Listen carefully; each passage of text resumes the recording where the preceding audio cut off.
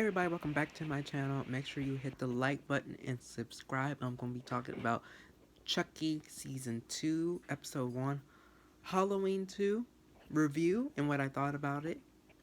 And, I was really excited for Chucky. I love Season 1, everything about it. I love the murders, I love the characters. Now, Lexi's still kind of iffy with me. Or, I don't know how I feel about her. Like I said, it's in the air. It's up in the air with some of the characters. But I love Jake and I love Devin and I love Tiffany and or Jennifer Tilly, whatever.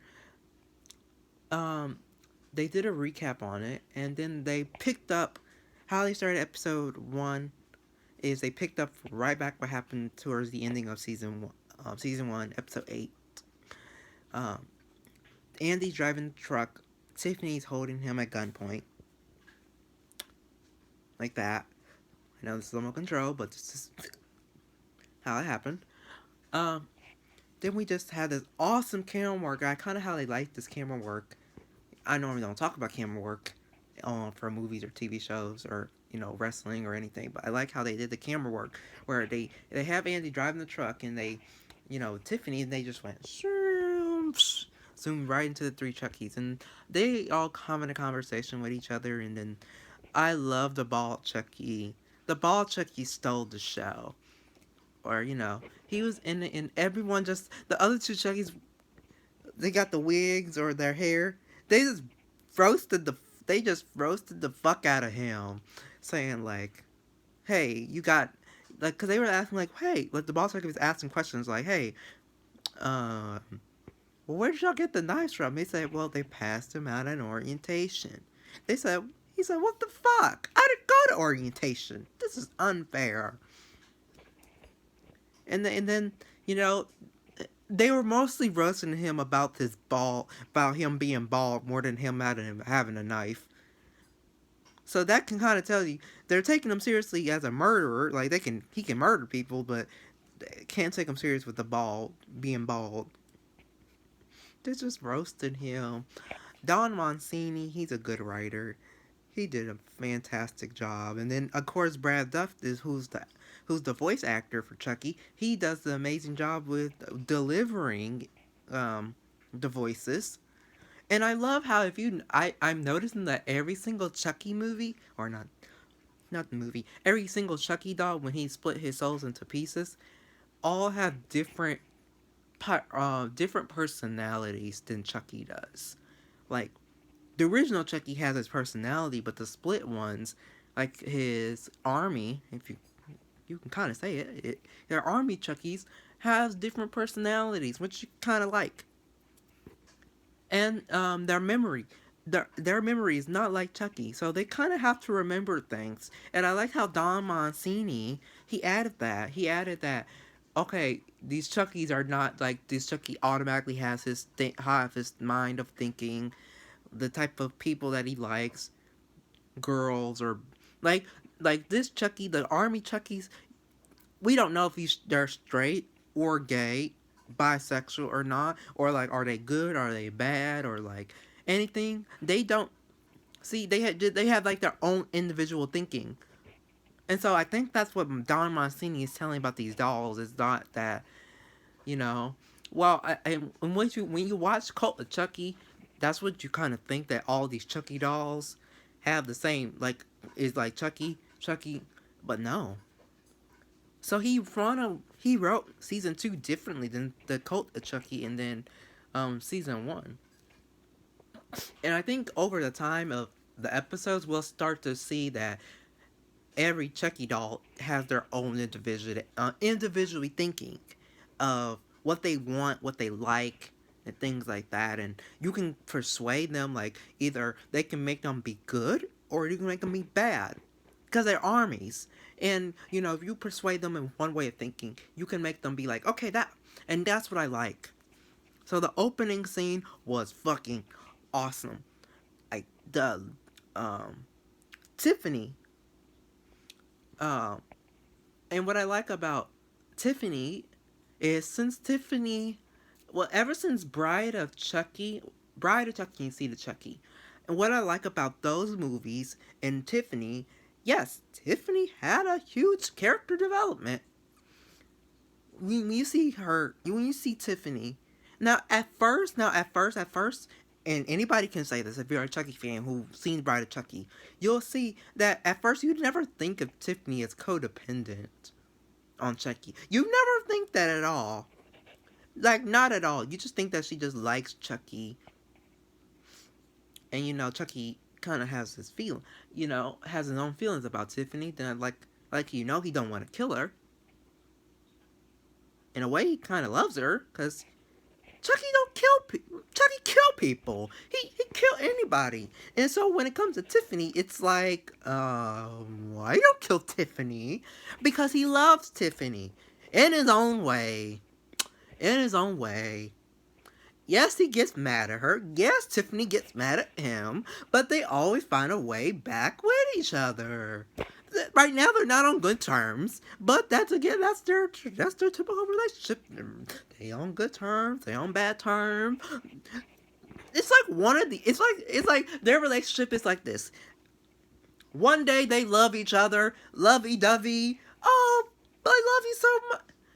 Like the husband and wife, like, I love you, husband, I love you, wife. And then one minute is someone piss each other off and like, fuck you, I hate you, bitch, fuck you. Or just like, are they abusive towards each other? Physically, either physically, verbally. They never said that Tiffany and Chucky's relationship was like sexually abusive. It's more verbal, physical, and emotional. Though that's their relationship. It's physical, emotional, verbal. It's never sexual. Then again, they're dolls. But even when they're in their human forms, it never seemed they had not a lot of sexual abuse in their relationship, which that is good, but you can definitely see physical abuse, emotional abuse, and verbal abuse. But in a way, they still love each other, and that's their relationship. And, so, but then again, now Jennifer Tilly, I mean, yeah.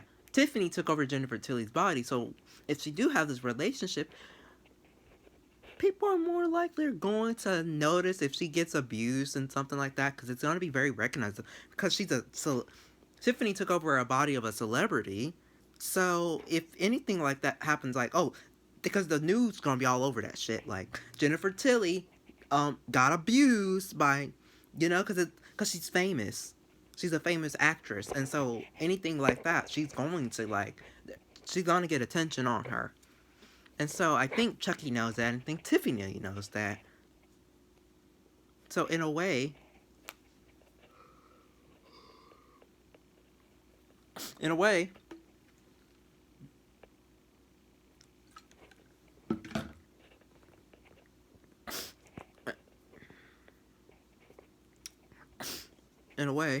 they know that. And then what I also like about it is that Andy, what I like about Andy, I think we're going to see a lot more of this in this season. Maybe. He doesn't have a relation.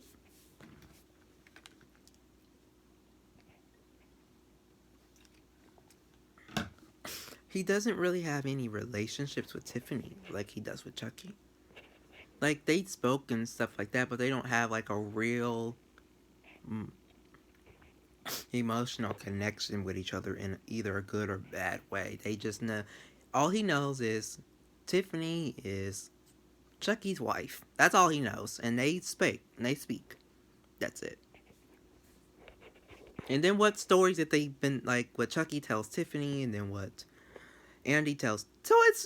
So Tiffany and Andy's relationship, it's kind of like it's like they don't have a relationship, but they know who each other is. Kind of like that.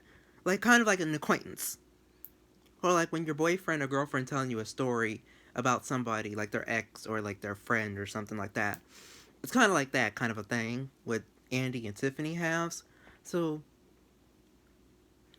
that's why when this happened, when Tiffany's like, keep your mouth shut, Buster. You know what's good for you.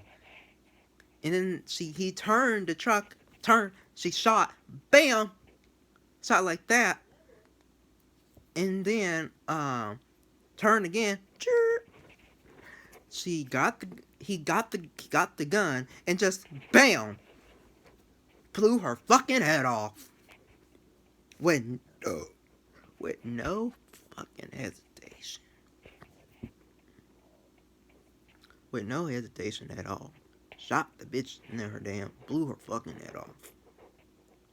Got to kind of tell you how much he don't think of Tiffany.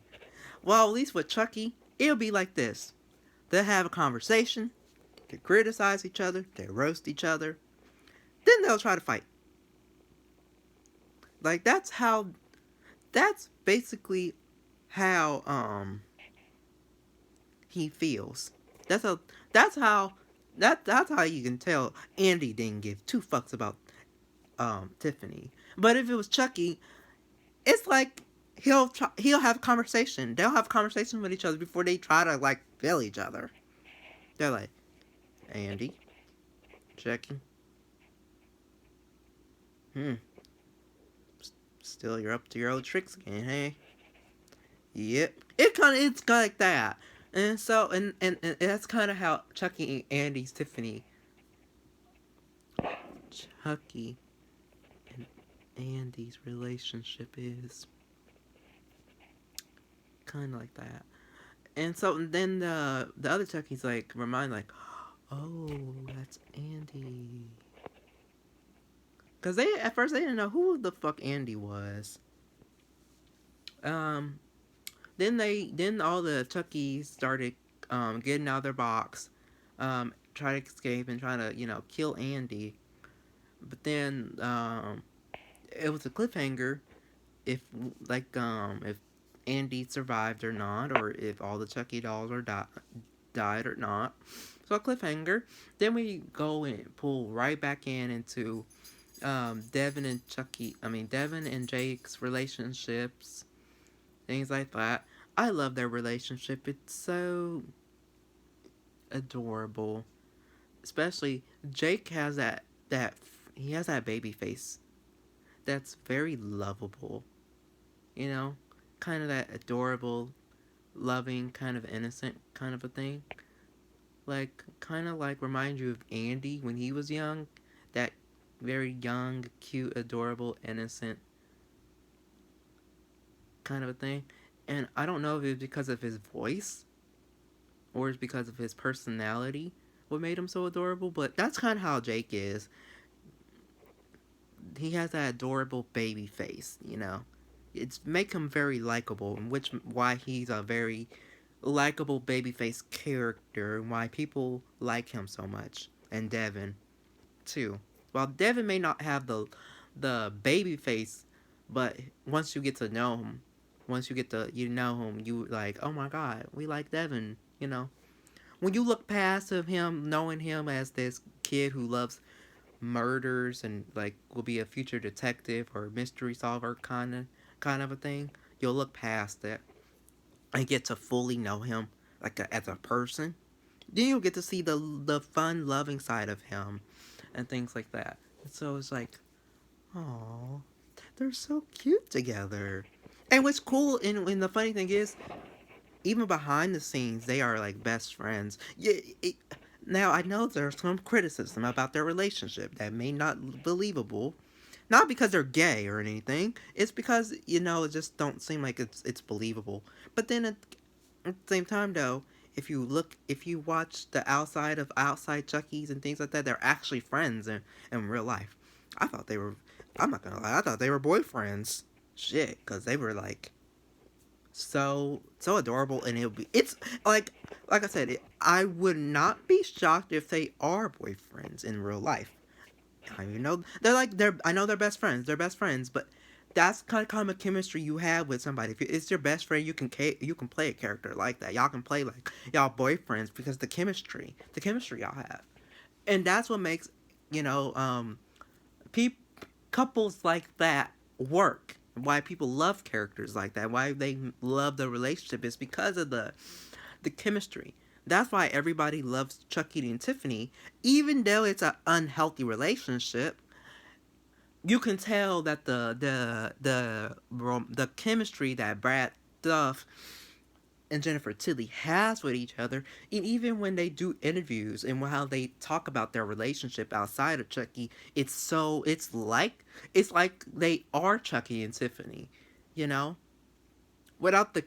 It's like they said, like I think either Tiffany or Brad said it's like how Jennifer and them relationship is kind of like Chucky and Tiffany, but in a more healthy, positive way, and then they bounce off each other, you know. So that's why it makes the relation. If you have chemistry with somebody, you know, and you can make anything work. It's all about chemistry. If you have chemistry with somebody, it's gonna work. And so that's why Jake and Devin works. I feel like if you just now, look, I do not know. I am, but I'm being truthful. I feel like if you just put two straight guys together and say, "Hey, just kiss each other," and they have no chemistry whatsoever, like they're not even friends. Hell, they just met. And you tell them, "Hey, you go over there and kiss them. Kiss each other." The chemistry gonna be off. It's gonna be very awkward. It's gonna be like that. It's like, kissing? What? We're straight men. Why are we kissing each other? We don't have chemistry. Hell, if you have, like I said, if it don't matter if gay or straight or anything, bisexual, if you don't have the chemistry with somebody, you're if you try to do a scene like that, it's just not gonna work. And if you do the scene and things like that, but then other people gonna feel like, yeah, that this chemistry is not like it's not genuine. It's not. It's awkward because you don't see the chemistry. You don't feel it. It's not real because it's not believable. While yes, Jake and Devin have some criticism about that. No, it's not because they're gay. It's just that the two actresses, they don't feel like it's believable, and then I think sometimes it is because they're gay. I'm just gonna be. It's 50-50. It's 50-50. Okay. But yeah, it's 50-50.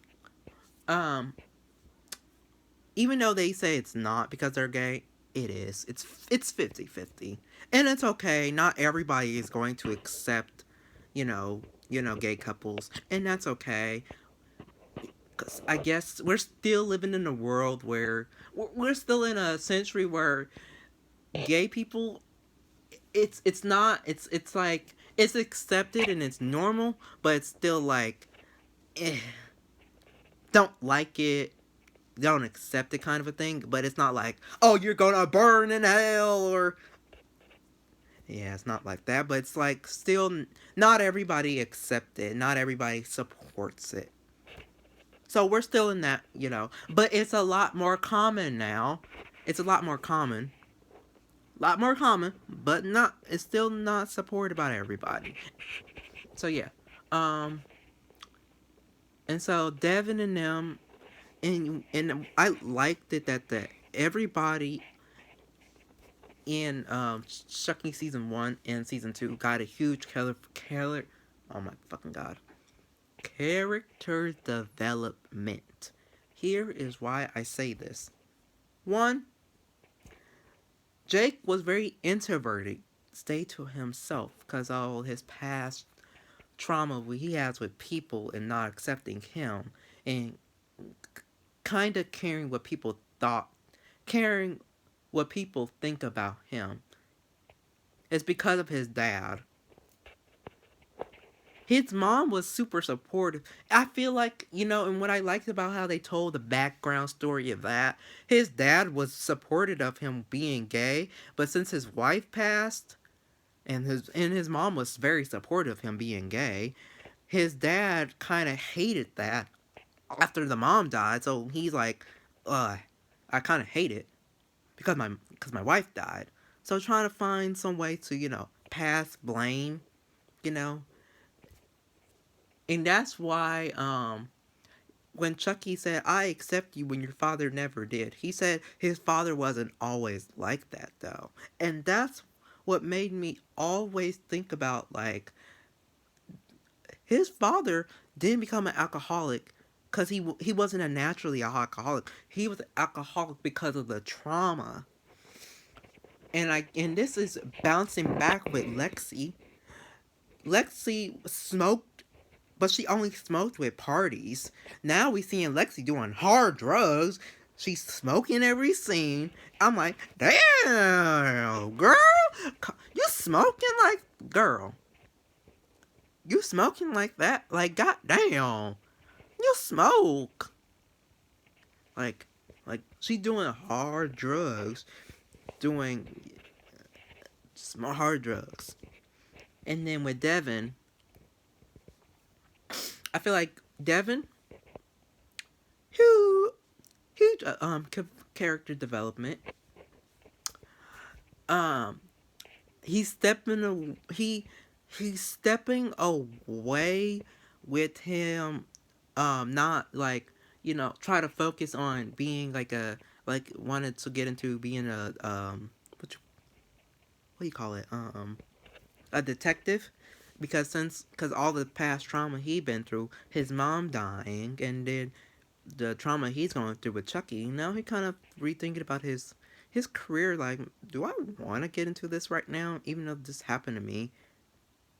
So he's kind of thinking about, and so now he's just, I'm not saying all that he's thinking about, but he's definitely taking a huge entrance. Like, his entrance has changed. His priorities is changed to like it's to well, the first season it always was working Devin and Jake's relationship,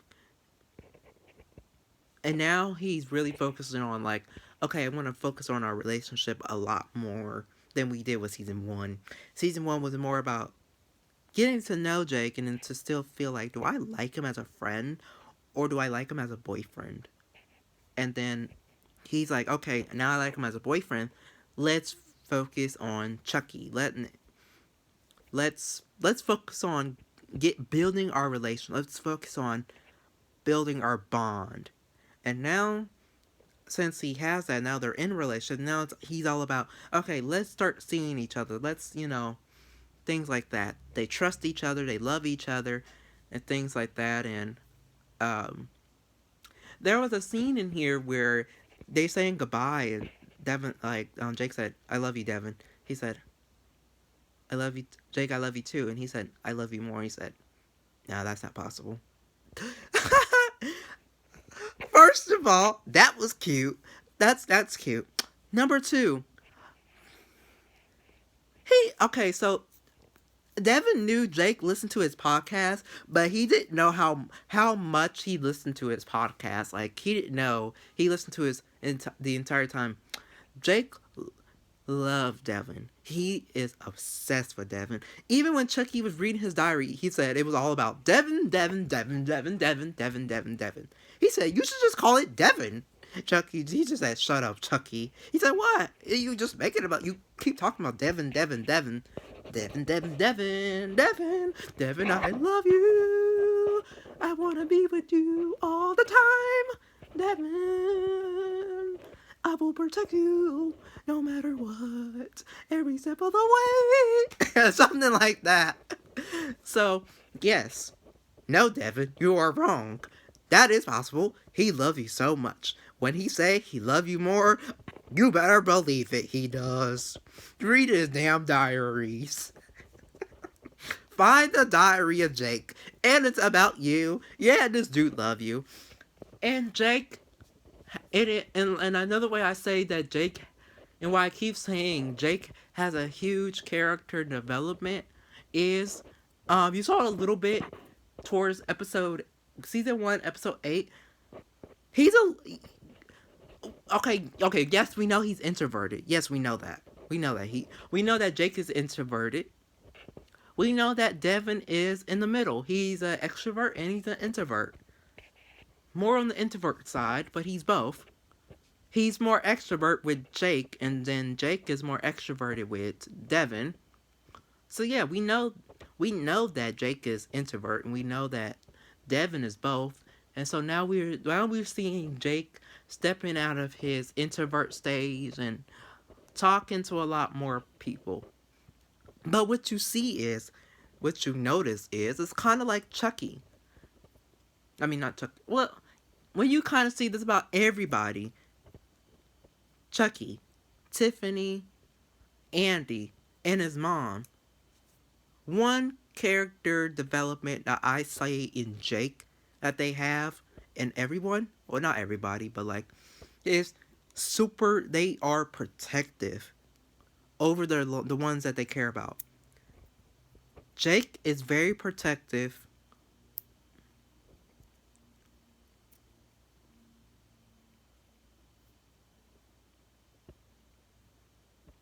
Okay, Jake is protect. Jake was protective of his foster brother, Gary. Don't let me get started on fucking Gary. Let me tell you about this little boy. Okay, let me just save Gary for later. Let me drink my water.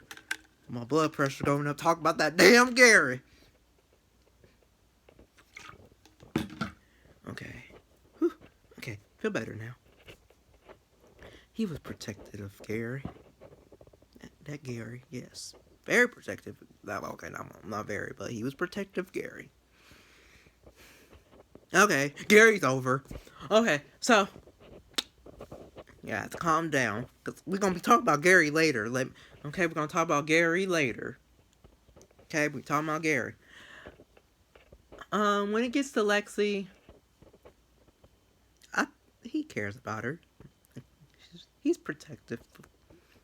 Okay, Jake is protective of of Lexi. In his own little way. Yes, he is.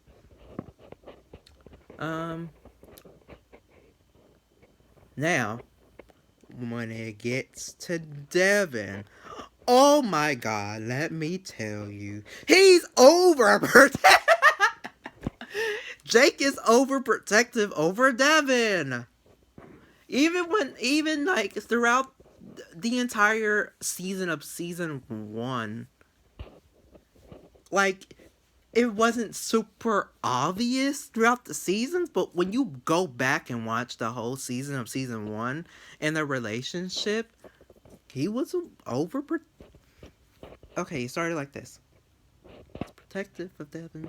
He's protective of Devin. Protective. And then towards the end of the season, of season 1, Chucky said something about Devin. He said, "Watch your fucking mouth. That's your boyfriend. That's my boyfriend you're talking about." That overprotectiveness. That overprotectiveness is right there about Devin. And things like that. Jake has a spot. Jake loves kids, so he's gonna be protective of kids. I don't know how he feels. I know he cares about Caroline. He loves. I don't know. Okay, I don't know if he loves Caroline, but he does care about her. He is protective of her. So he does care about Caroline. Because if he didn't, he wouldn't try to like get her away from Chucky. Like I said, at first he didn't seem to care about her, but then eventually he started to. So he's and so that's one of the. And I don't know if this is an introvert thing, or this is Jake's personality. But what I do seem to notice is when it comes to introvert people, once they get to know somebody, and whether they're friends, best friends, boyfriend, girlfriend, gay, straight, mom, dad, sister, brother, they become overprotective over them. Okay, protective or overprotective about them. Like I said, I don't know if that's just an introvert thing, but that is something I am realizing in patterns. Um, yeah, that is a pattern that you are seeing, and that's the pattern I see in Jake. Is he's he's very protective. He has this protective, overprotective personality kind of a thing.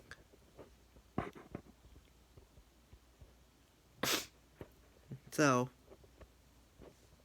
even over Devin, overprotective.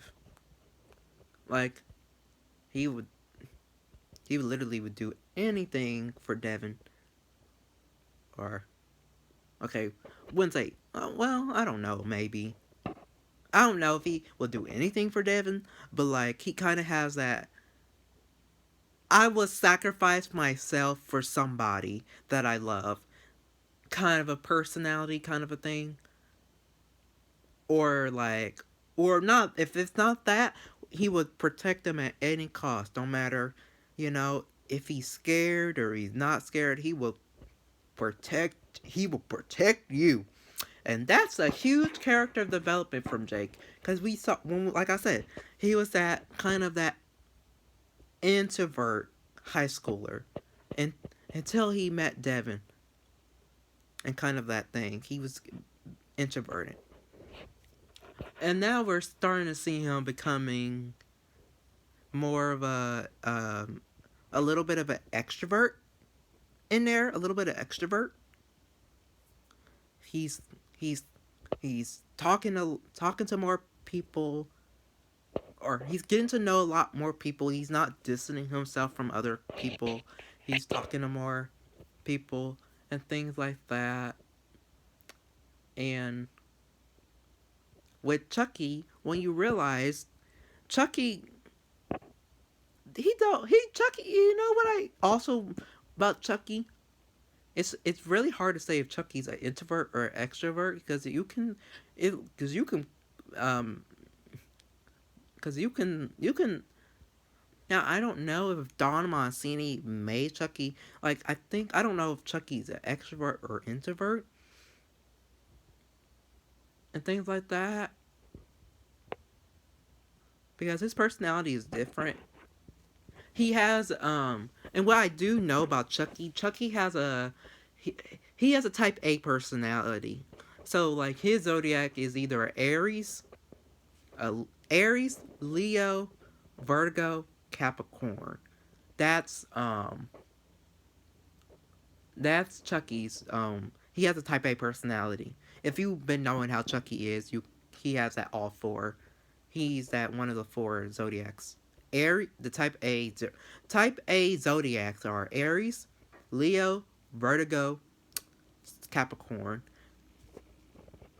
But what I'm really thinking about when I'm thinking about Chucky is I think Chucky I think he's an Aries. He's an Aries. I really want to say Chucky's an Aries. He's in between Aries and Capricorn. I think he's more of an Aries. Tiffany has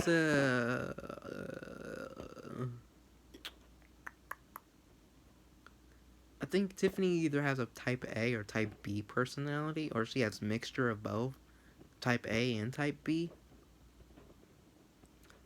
And if she does, her zodiac signs would be Vertigo, or no, Leo, Vertigo, Capricorn. Them three. And if she's a type B personality, Libra, Pisces, Gemini.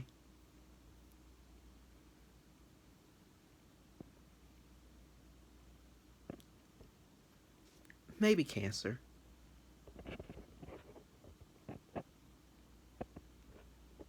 Tankers as well.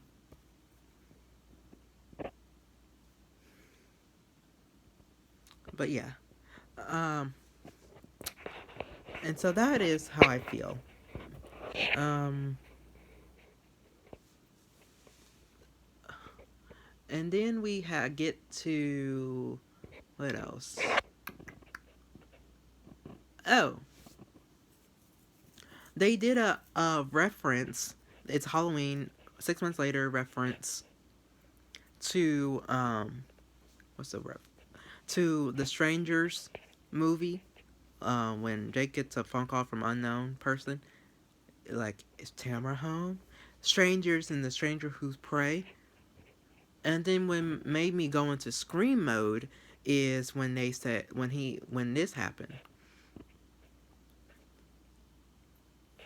Calling back and Brad Duff and Roger Jackson, the guy who does the voice acting for Ghostface, their voice sounds so familiar. Like, cause to me, they have similar voices. Because I'm like, is this Roger Jackson? How would I get Robert? I mean, not Robert. How they got Roger Jackson to do this scene? But then when well, I have to watch the scene a couple times to make sure if I'm not, is this Roger Jackson or is this Brad Duff? It's Brad Duff, but him and Roger sound so much the same. And I think if they work together, you would be literally hard to tell who's who. And so that's an awesome Scream reference that they did there as well. I don't know which Scream, but it's a Scream reference. The prank calling back, saying sorry, I called the wrong number. It's like, oh, and they say, oh, no worries, that happens. And then he started talking to them, and then harassment, things like that. So yeah, and while Lexi was over here trying to get some dick, she was literally trying to get some dick from a boy that she wasn't really interested in. Like the boy, like the boy really liked her. Like he respected her as a person, saying like, you know what, Lexi, I like you, but I feel like your first time should be special with somebody that should be your first time with. Junior and them never had sex, and so so this tells you obviously Lexi is still not over Junior, losing Junior. Now I don't know. I think down the line we may get another background story if this was her first boy she hooked up with, or she hooked up with other boys. But so far, what it seemed like, we can just make an assumption this was probably like the first boy she hooked up with. She's hooking up with boys, or she's having sex with boys, or she's getting the idea of having sex with boys, even though she don't may not have feelings for them, but she's just having sex with them just to cope with the feelings of losing to somebody she actually genuinely did love and care about. May not always not treated Junior the best, but in a way still kind of still loved him though. Like her mom, like her mom loved her dad, even though there would be times where he would talk to her in a way and she would talk to him in a way, but still loved each other and cared about each other. He was the one who actually understood her, and he actually understood her. So yeah, so that's what my assumption is. This is probably maybe this boy she hooked up with was her first time. Cause the things that he was saying was like, "Have you ever done this before?" And basically she said, "Have you?" And that kind of made me think like, okay, maybe she haven't been really hooking up with boys. She's getting the idea to. But yeah, she wasn't interested in this boy whatsoever. Um, she just wanted some dick. Just wanted some dick. But got interrupted by the cops, and she didn't get no dick. She got no dick. Well, good thing she didn't, because it was be dick that from a boy that she did not want, was not interested in. So, and plus, you do not want to remember your first time having sex with somebody if you were high. You don't want that.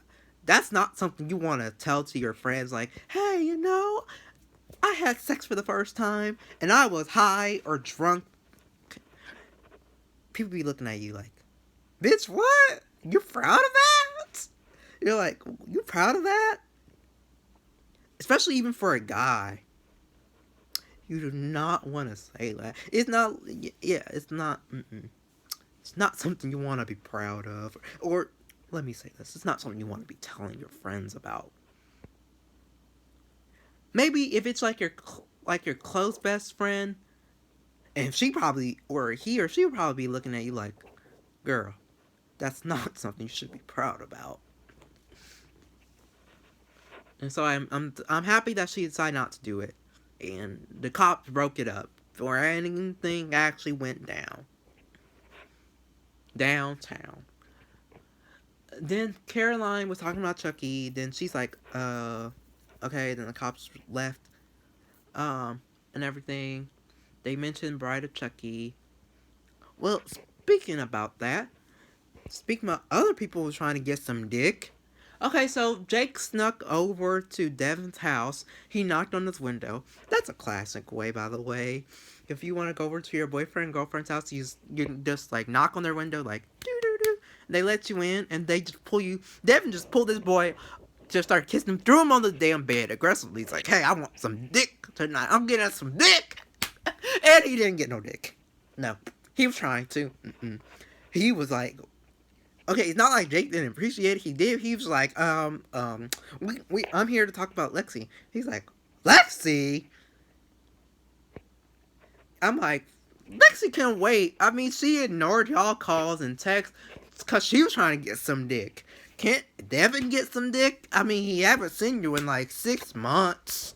You canceled Halloween on him. At least he deserves some good dick. I mean, he was cooking for Devin was slaving away over a hot stove making food for him and Jake, and Jake didn't even show up. When Jake did show up, he wanted some good dick, and then when he didn't get some dick, it was like, damn, cock blocking bitch, Lexi, cock blocking, fucking cock blocking bitch. Oh shit. This bitch was cock blocking. And she was ignoring y'all calls while she was trying to get some dick. What the fuck is that? What the fuck is this? Anyway, they didn't get no dick. I feel like in the season, eventually in the season, Jake and Devin's they're gonna dick each other down or something in the future. Later in the episodes. So, or maybe Chucky will find a way to cock block them. Or the damn... Yep, or, So, spend the night... So there was a scene where, the therapist... family therapy... trying to cope with the whole situation. This therapist seems sketchy. Okay, from the first season, okay, she was... So, we didn't think nothing of her.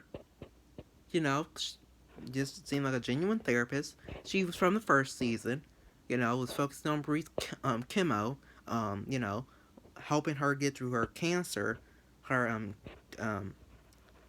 I forgot, I think she said breast cancer or chemo. Her chemotherapy. Yeah, so. But this time around, Don Mancini made this therapist sketchy.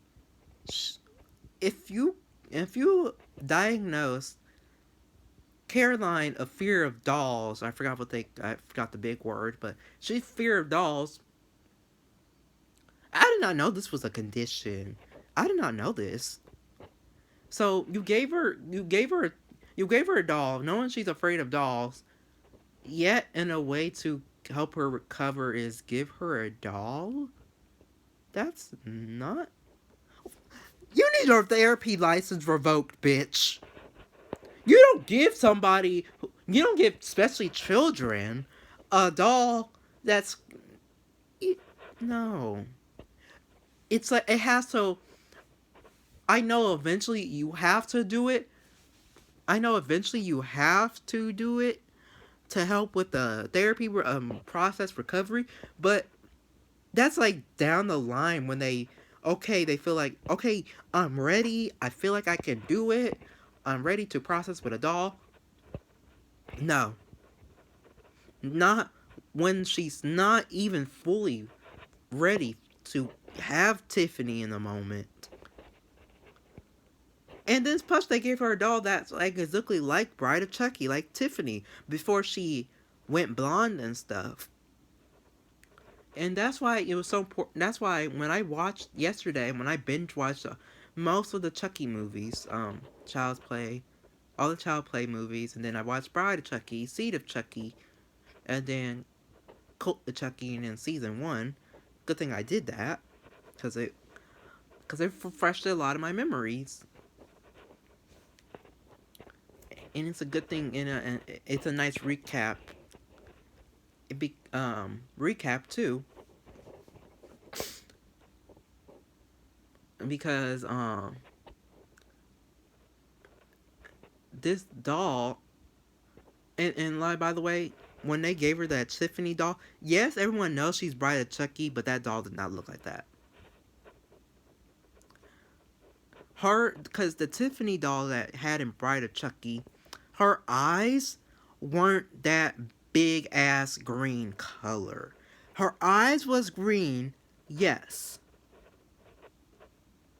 but it wasn't like this big, beady eye ass green color eyes. It was just a regular green color.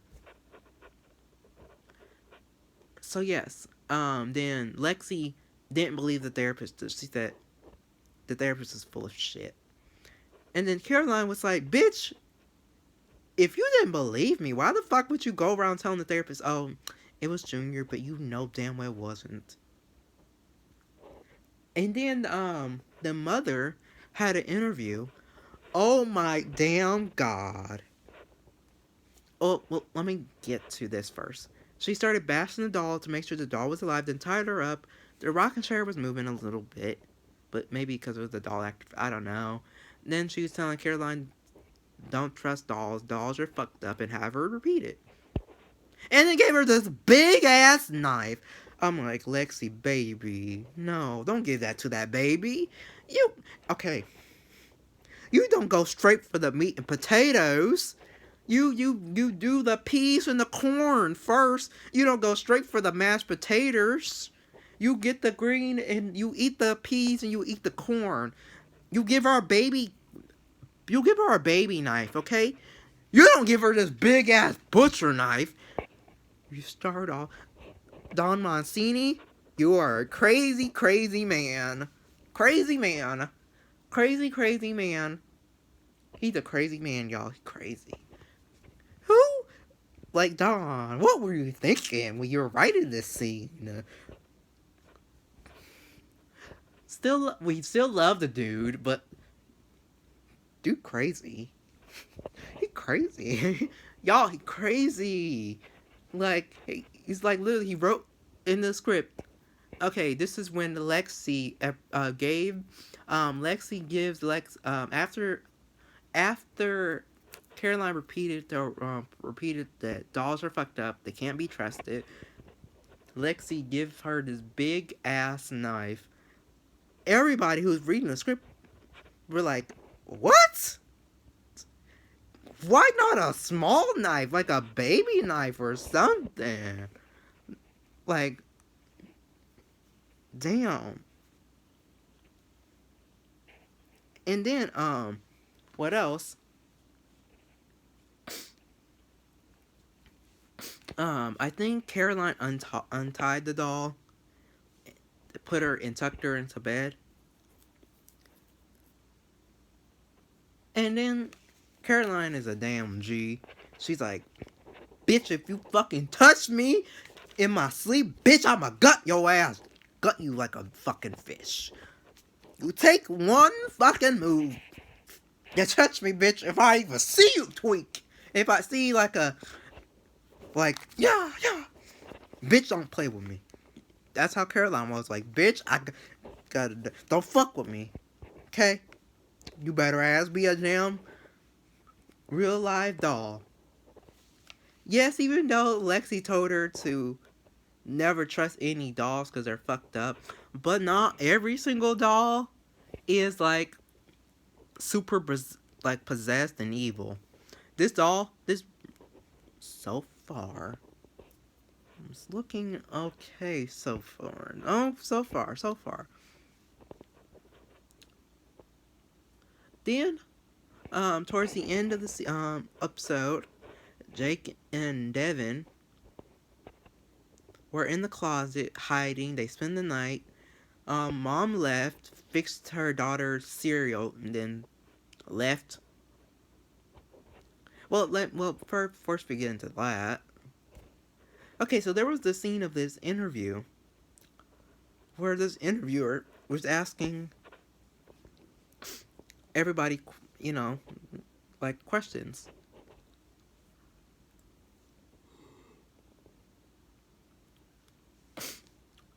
The mom wasn't really dodging any questions. She was answering the questions, perfectly.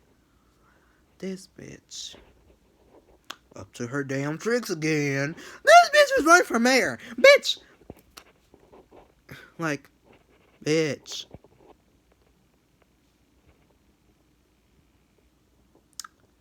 Bitch. Why are you running for mayor? You failed the first time because you didn't seem like a genuine one. What the hell makes people gonna vote for you this time? Because of your trauma?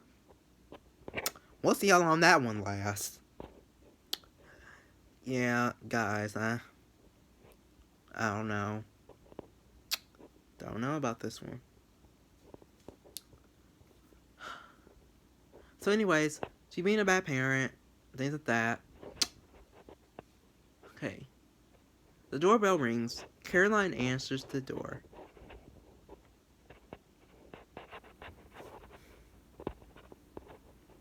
Remember how I said we're gonna be talking about Gary later? Okay, well. Gary's fucking dumb! Fuck Gary! Here's what I say. Fuck Gary. Why I say this? Look, Gary pulled up to the damn front.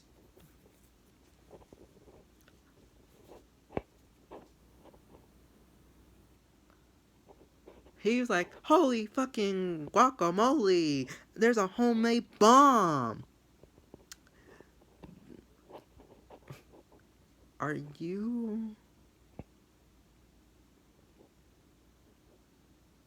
like...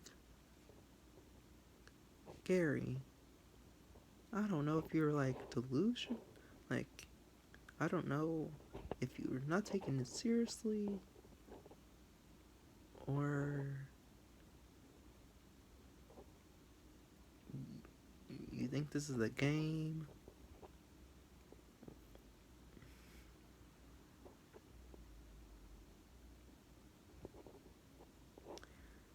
And Chucky, this is why I love Chucky, man. Chucky's a very outspoken dude. Whoever's been big fans of him, we know how outspoken he is. He don't hold back on nothing. He's brutally honest. The kids say, holy guacamole, situation hostage. He said, okay, kids, shut the fuck up. That's already getting old. I'm like, yes, finally, Chucky was the one who said this for us. Yes, kid, Gary, shut the fuck up. You're annoying. That's annoying. Shut the fuck up, Gary. That's basically what Chucky was saying. He's like, okay, that's already, shut the fuck up. That's already getting old. This ain't fucking Batman. This isn't fucking Robin. This is a real ass bomb. Real ass hostile situation. Whatever the fuck it is. You saying that just makes it fucking annoying. That's why you got a round of applause for Chucky, y'all. I was like, everybody. Now, everybody saw Gary differently. Everyone loves Gary. Everyone feel bad about Gary, but then you have people like me or like other people like we don't give a fuck about Gary. We happy Gary died. Oh, Gary was annoying. Yes, he started out very innocent, cute, sweet, adorable, but once he opened up that fucking mouth, it's like, oh Lord.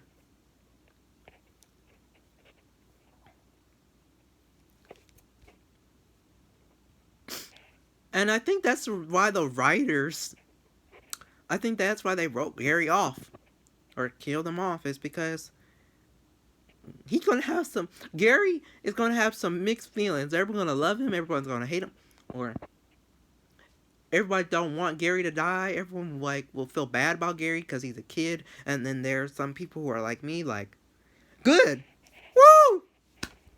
We don't have to worry about Gary. Fuck Gary. And so it was like, thank you, Chucky.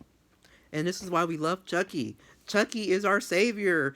When he say things for us. He speaks for us. Sometimes when it's the right situation. When it needs to. When it needs to be switched around. When we need to say something. We can't say anything because we're not on the show. If we were on the show, this is exactly things we'll be saying. That's getting old. That's annoying. Why you keep saying that catchphrase? Like, it's not catchy, it's annoying. I get it. Everybody has a catchphrase.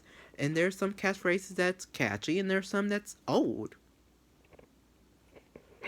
Him saying, holy guacamole, holy homemade bomb, holy hostage situation.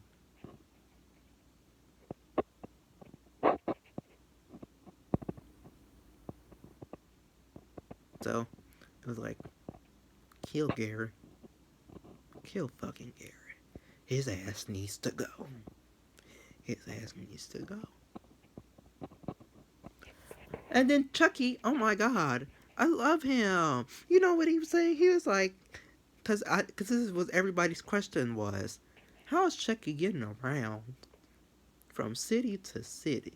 He's like, you really think my little ass, my little short ass, is walking all around the damn city? Oh, New Jersey? No, I've been Ubering. You say you know how much it's so easy to get out Ubered nowadays? This is 2022. Nowadays, everyone's taking Ubers. He's like, he said, I'm happy about Ubers because I can literally, I don't have to, he's saying, I don't have to hold anybody gunpoint and say, you better take me there. Take me, bitch. Get your ass in this car and just take me whatever the fuck I want to go. Because in the 80s and 90s, we don't have Ubers. We don't have Ubers. Only thing they had was taxis, and taxis, you know, were mostly famous for, you know, New York City. Then they became popular over eventually came popular over the states, all over the states. Nowadays, Ubers are taxis, but a lot of people are not taking taxis anymore. A lot of people are taking Ubers. Now, Chucky is hopping from place to place, taking Ubers everywhere. I'm just like, is this Uber free? Or or do he pay for these Ubers? Or is it Tiffany who pays for them? Kind of makes, kind of. But I don't question that part. Maybe they're going to explain it. Maybe they're not. But I feel like they did sum it up a little bit when I had questions like, how is Chucky getting around? There's no way his little ass gonna walk all the way from city to city. His legs can't take all that. His little legs can't take all that. How's he getting around? So he answered our prayers. In his And Chucky is a call what you want. Chucky is impulsive, yes. Impatient, yes. He's very smart, clever, master strategist, a man with a plan, always thinking 2 steps ahead. Um, Independent and independent. So he has a little bit of both. He's an independent person. He's a dependent person. He depends on people. He's independent. But then again, makes sense. And his master plan was to. He's like, look here now. Instead of me trying to kill y'all one by one, because he's gonna be like, oh, that's tiring. I'm just gonna blow y'all all up together. As soon as Lexi get down here snorting that cocaine, killing everybody, I'm blowing all you bitches up. Together. He said he's like, it's hard because y'all barely are around each other. And so he was about to hit the bomb when Lexi walked down. Devin tased him. Damn Gary was running around with a damn bomb, acting like a damn toy. It's a toy. Then sees Tiffany so mesmerized by her. Chucky jumped on his back, pushed the bomb button. Psh. Kind of like Over the Hedge. That movie. I don't know if anybody saw that movie. It's kind of like that. Over the Hedge. Like, he, towards the ending, they had a bomb in her house and exploded in the suburb area. Green stuff. Now, I don't know if they took that idea from Over the Hedge. And then again, I won't put nothing past Don Mancini. That's one thing you should know about Don Mancini, everybody, is never put. He likes to take pieces of movies and put it in Chucky. And sometimes they're not always subtle, and sometimes they is, and sometimes they're not. So like the bomb explosion in the house, I won't be surprised if he got that scene from Over the Hedge. Like I said, so I won't be shocked if he got that scene from that movie. Even though no one died in that, even though when they did that scene, no one died, but this is a horror movie, so of course someone died, which was Chucky himself and then Gary.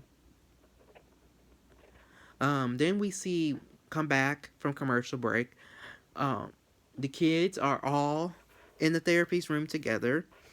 The therapist, sketchy as ever, suggested that they should go to a Catholic school for the,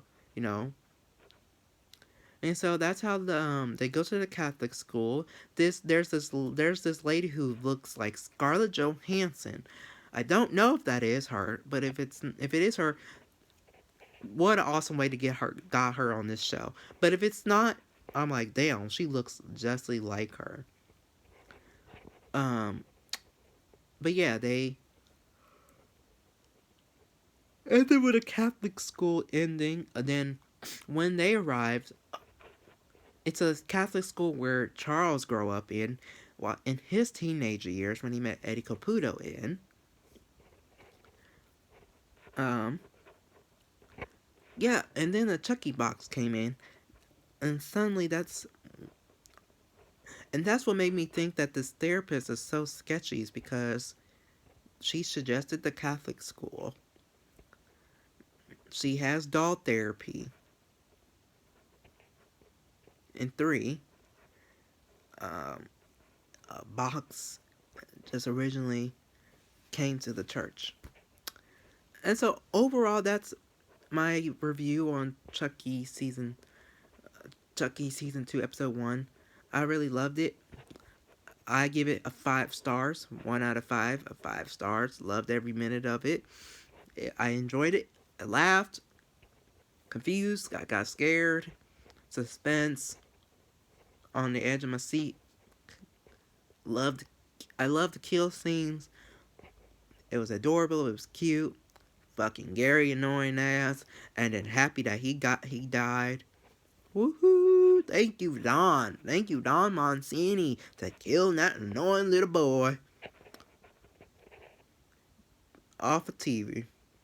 Thank you. And so now next week, I cannot wait for next Wednesday. I cannot wait until Chucky season 2, episode 2, next Wednesday. Um, that is going to be it. The guys, make sure you hit the like button and subscribe, and let me know what y'all thoughts were on Chucky. Did y'all like it? Did you hated it? So let me know in the comment section down below. Once they have the ratings out for Chucky's episode 1, and then for AEW Dynamite, I'm gonna be doing an episode which show on Wednesday night, which ratings was the higher one. So that's gonna be coming out either this week or next week. Certainly before Chucky episode 2 comes out. So yeah, that's going to be coming out very soon. And then my AEW Dynamite review is going to come out very soon. So hope everyone's stay tuned in. Hope everyone has a good day. And I'll see you later. Bye. Mwah.